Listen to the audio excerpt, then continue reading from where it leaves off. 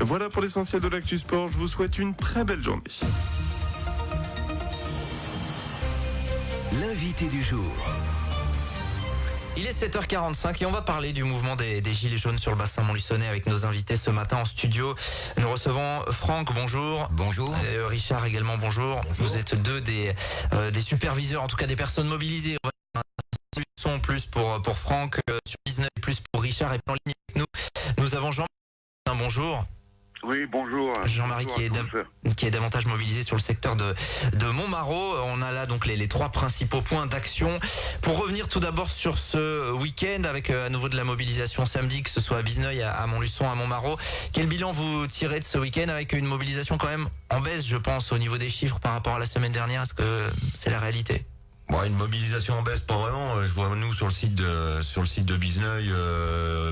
Oui, samedi dernier, dimanche dernier, on était 100, 150. On s'est encore retrouvé à 80 ce week-end, que ce soit vendredi ou samedi. Voilà, le souci après avec APRR, on n'a pas pu ouvrir les barrières de façon à faire péage gratuit comme on avait fait le premier week-end. Bon, APRR qui nous dit qu'ils sont privés, sachant qu'ils reversent quand même 70% de leurs dividendes à l'État. Donc bon. Franck, sur Montluçon, la mobilisation autour de la zone Saint-Jacques notamment. Sur Montluçon, donc étant un rassemblement citoyen, chacun organise son petit rassemblement. Donc il était dispersé à différents sites. Donc bon, ça s'est bien passé dans l'ensemble sur Montluçon.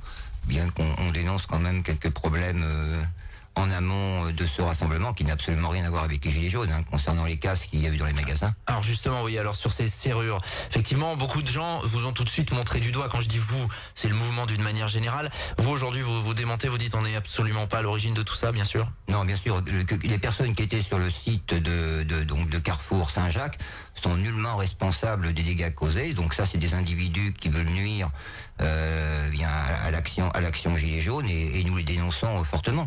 De toute façon, si nous avons des informations concernant ces dégradations, en tant que bons citoyens, bien sûr, nous ferons le nécessaire pour que cela cesse immédiatement avec les forces de l'ordre. On va se tourner vers Jean-Marie, donc plus mobilisé du côté de Montmarault. Vous étiez également ce week-end du côté du fameux rond-point d'Idée Lapin à Montmarault. Comment ça s'est passé? Non, samedi j'étais donc à Domérin, tout ça. J'ai commencé par Domérin. Par la suite, après j'ai été à Bizneuil, j'ai fait les 3 points. Et là, je suis mobilisé sur Montmarault, tout ça. Donc ça se passe bon enfant, comme le dit Richard, et à plusieurs endroits, donc Montluçon et Bizneuil, et c'est très très bien. Moi, ce que je dénonce surtout, c'est les violences qu'il y a eu de la part de l'ultra-droite et de l'ultra-gauche, et on cautionne pas ça, voilà.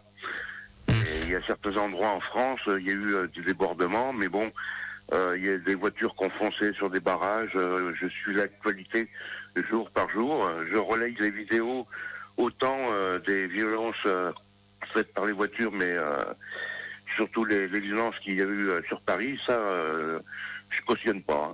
C'est quelque chose de très très mal pour nous, alors que pour pas mal de points en France, c'est bon enfant. Alors justement, chacun sur un mouvement qui a peut-être eu chez certains une image négative, avec des faits que l'on voit. Est-ce que vous avez eu, vous, personnellement, des actions vraiment violentes à recenser? Est-ce que vous avez dû recadrer certaines des personnes qui vous accompagnaient? Oui, nous sur Bizneuil, oui. À partir de lundi dernier, on a, je dirais, des indésirables qui se sont greffés à nous, qui faisaient un petit peu tout et n'importe quoi, alors que le samedi et le dimanche, ça s'était très très bien passé. On avait tout très très bien coordonné avec les collègues qui géraient le groupe avec moi. Ça se passait très bien, et il y a des indésirables qui se sont greffés lundi, qui faisaient tout et n'importe quoi, qui se mettaient en travers des voies. Lundi matin, on a une voiture qui est passée, qui a ramassé un cône. Heureusement que c'est pas quelqu'un qui était en face, quoi, parce que ça faisait un mort. Donc de là, lundi, j'ai commencé un petit peu à faire le tri dans le groupe sur Bizneuil. Mercredi, il y a des gens qui sont retournés sous le couvert de notre groupe et qui ont recommencé leur cirque. Donc voilà, on avait vraiment fait un gros tri après à partir de mercredi soir. Pour ça qu'on s'est retrouvés moins nombreux ce week-end, mais bon, je préfère avoir 60 ou 70 personnes avec qui ça va très bien, plutôt que d'en avoir 150 ou 200 et qu'il y en ait 20 ou 30 qui foutent le cirque. Franck, sur Montluçon, on a cru voir sur les réseaux sociaux certaines divergences de points de vue, on va dire, avec certains organisateurs, organisatrices. Où est-ce qu'on en est aujourd'hui? Est-ce que là aussi il a fallu un petit peu Évidemment, bien sûr, certaines personnes ont été recadrées puisqu'il y a eu des actes qui ont été faits donc qui n'étaient pas prévus au départ. Mais chaque organisateur fait ce qu'il peut. Faut gérer 3000 personnes sur Montluçon. On n'est pas des professionnels de l'organisation, donc chacun prend ses responsabilités. Les faits les plus importants sont pas dus à des gilets jaunes. Par exemple, sur la rotonde, donc samedi dernier, on a eu des gens qui ont forcé les barrages. On n'a pas de blessés légers, mais des gens qui ont été heurtés par des voitures. On a été menacé par un gars qui est venu avec un taser. Donc voilà, on a subi plutôt que provoqué. Nous, on était là pour faire passer un message. Bon, chacun ne l'a pas entendu. Donc on n'est pas là pour créer une distension au sein du mouvement. On est là pour simplement rassembler. Chaque citoyen doit être très responsable et puis tout se passera très bien. Mais du côté gilet jaune, il n'y a eu aucun problème.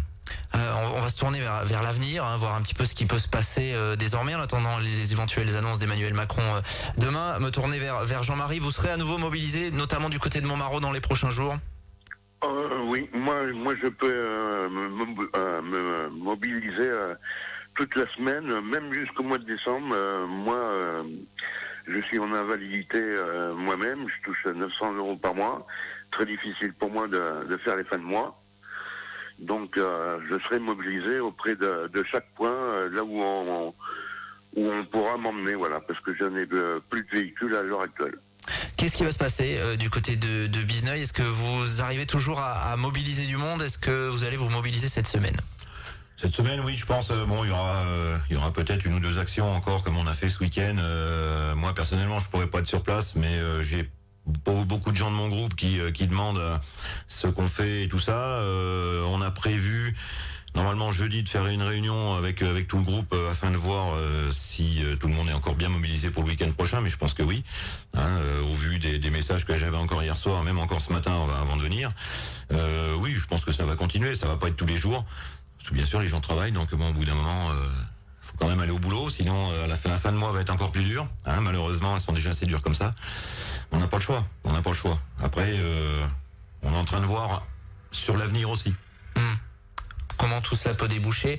Évidemment, parce que ça sera difficile à Montluçon également de mobiliser, comme vous avez pu le faire la semaine dernière, de faire des actions tous les jours. Comment vous allez vous organiser? Est-ce que ça va être des choses un peu plus sporadiques, mais peut-être un petit peu plus parlantes?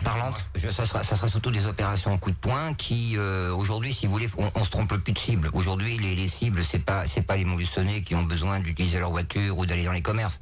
Aujourd'hui, les cibles, c'est les élus, c'est les administrations, mais de façon pacifique. Donc, nous ferons remonter un cahier de doléances auprès donc de la députée, de son attaché parlementaire bien sûr, puisque la députée on la voit plus, on l'a jamais vue. Mais après, si vous voulez, on a un rendez-vous prévu avec Madame la sous-préfète. Suivant les retombées que nous aurons, bien on verra pour éventuellement faire d'autres actions peut-être un peu plus haut. Mais on fera plus d'erreur de viser les citoyens. Donc ça sera des opérations bien sporadiques, ciblées, qui, à mon avis, porteront leurs fruits à moyen, court, long terme. Dès cette semaine, vous envisagez des choses? Oui. Vous comprenez que certains Montluçonnais notamment aient pu ne pas comprendre justement les mobilisations autour des zones commerciales, par exemple, ça c'est quelque chose que vous comprenez, on a dû vous le faire remonter de toute façon. Oui, mais bon, les zones, si vous voulez, étant un mouvement citoyen, comment ça s'est passé? Lors des premières réunions, il y a à peu près 2 mois, un vote a été fait. Donc à la majorité, il est ressorti les centres commerciaux. C'est pas les Montluçonnais qui étaient visés, c'est tout le système que l'on a voulu bien un peu frapper. Bon, on est conscient des retombées économiques qu'il y a pu y avoir chez certains commerçants. Donc c'est une opération que l'on ne renouvellera pas, bien sûr. Donc fini les blocages de zones commerciales, ce que vous nous dites. Oui, mais il n'y avait pas blocage, il y avait filtrage. On va dire filtrage, puisque filtrage. Voilà, personne n'a été empêché de rentrer chez les commerçants vers leurs achats. Un peu ralenti et les voitures ne pénétraient pas sur les lieux, mais les gens ont pu quand même faire leur course. Pour terminer, vous avez espoir que le gouvernement fasse un geste? En tout cas, on attend des annonces d'Emmanuel Macron demain, ou est-ce que vous pensez que ça sera compliqué? On sait très bien que les annonces qu'il va nous faire, c'est encore sur la transition écologique. Je pense qu'il va falloir qu'il redescende, enfin lui et puis tous ces sbires qui sont en dessous, faut qu'ils redescendent un petit peu de leur planète. Ils sont pas sur la même planète que nous. Transition écologique, oui, si on veut, mais on se bat pas que pour ça. C'est l'augmentation de la CSG, c'est la baisse des retraites, toutes les taxes qu'on nous pond, limite tous les matins, quand on se lève, il y a une nouvelle taxe qui est sortie. Transition écologique, s'ils veulent, il va falloir y arriver. Mais c'est pas en faisant comme ça, je pense qu'ils vont contenter les gens. Et c'est bien de dire, comme Monsieur Édouard Philippe la semaine dernière, pas la semaine dernière, il y a 2 semaines bientôt maintenant, on monte à 4 000 euros la prime de reconversion automobile, mais enfin d'un autre côté, on continue d'augmenter les taxes. Donc on donne de la main droite et on prend de la main gauche. Alors je veux bien, mais à un moment ou à un autre, il va falloir qu'ils se bougent et puis qu'ils comprennent que les Français, ce qu'on veut, c'est pas que des belles paroles et les promesses qu'ils avaient fait pendant leur campagne, il va falloir les tenir. Merci à tous les trois. On salue également Jean-Marie par téléphone. Merci Jean-Marie d'être intervenu à notre micro ce matin. Merci à vous pour faire le point donc sur ce mouvement des Gilets jaunes. On a bien compris des actions plus sporadiques dans les prochaines semaines, mais des opérations ciblées. Merci à vous. 7h presque 56 sur RJFM. L'invité du jour.